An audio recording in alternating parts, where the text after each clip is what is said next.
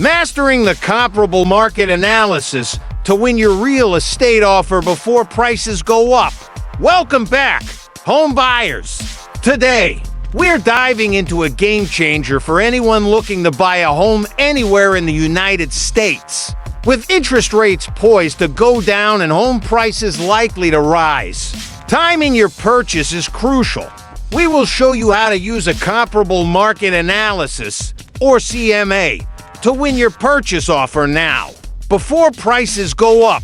Plus, there is a new mortgage program that lends 100% of the home's value, so you can buy with no money down. Let us get started. First things first, what exactly is a comparable market analysis, and why is it such a big deal?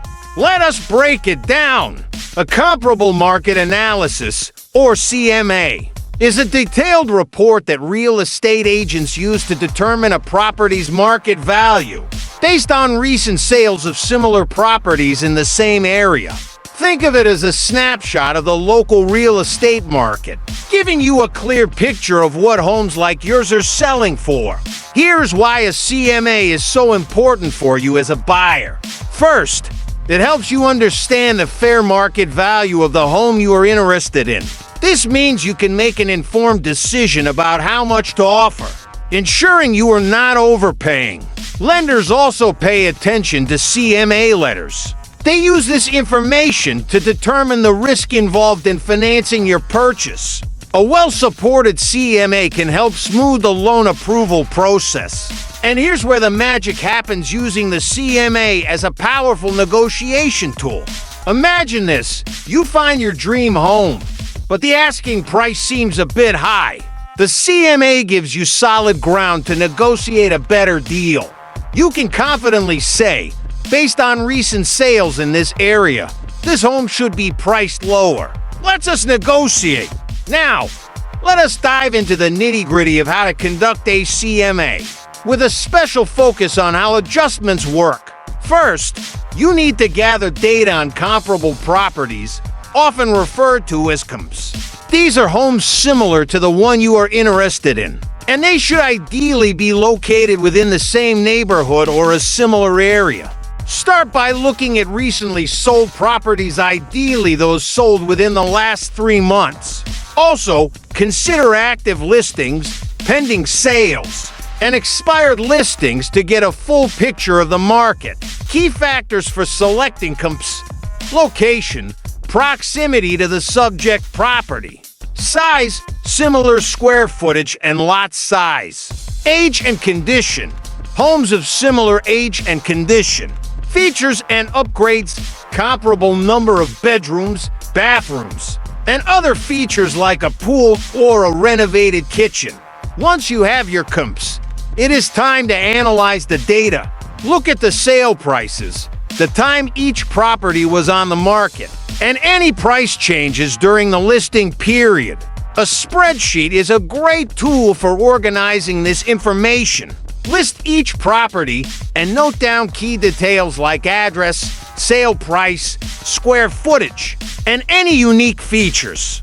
Here comes the crucial part: making adjustments. No two properties are identical, so adjustments are necessary to account for differences between the subject property and the comps. Here is how it works. Types of adjustments. Size. Adjust for differences in square footage. For example, if the comp is larger, you might subtract value from its price to match the subject property. Location. Adjust for differences in location desirability. A comp in a more desirable area might need a value deduction. Condition and age. Adjust for differences in property condition and age. A newer or recently renovated home might require a downward adjustment to its price. Features. Adjust for different features and amenities. For example, if the comp has a pool, but the subject property does not, you subtract the estimated value of the pool from the comp's price. Let us say our subject property is a 3-bedroom to bathroom home with 1,500 square feet, and we have a comp that is a 3-bedroom to bathroom home with 1,600 square feet.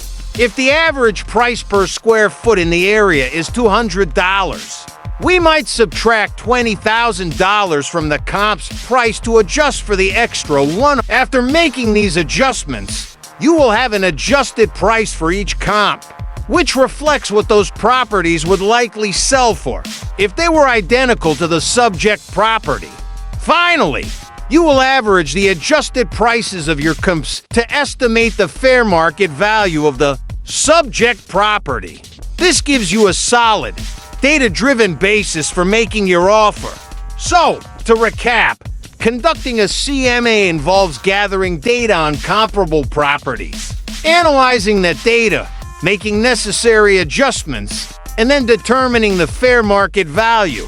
With this information, you can make a well-informed offer and negotiate confidently.